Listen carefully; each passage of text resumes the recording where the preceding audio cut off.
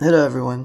Today is the day na isa-setup na natin ang Numatech deck, ang ating magiging bagong main setup. Meron tayong hinihintay na isa pang board na darating from Leyte, abangan nyo yan. Pero for now, ito muna. Kung hindi ka pa nakakuha ng Numatech deck, man, you're missing out, sabi nga ni Charles. Lalagyan natin siya ng Dynamic Trucks 34mm Special Edition. Tapos, papartneran ko yan ng Lazy Tunes 11th Shape. Ito yung Lazy Tunes na binigay sa atin ni Lazy para i-test. So, na-test ko na siya sa Dynamic Trucks.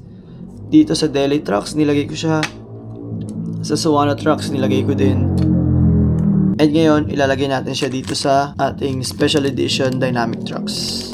Yung isang Dynamic Trucks, ano yun? Yung inverted kingpin. Malapit na lumabas yung review nito, guys. Abangan. Tapos, Solid Wheels V5. Yan. So, tara. So, we got the tools. Let's go.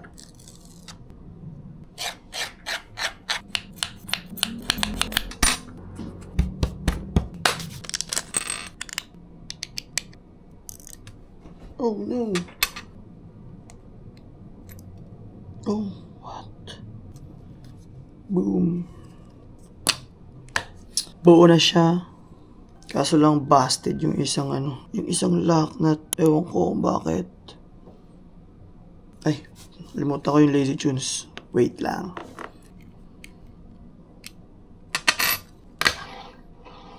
Uy, ang ganda.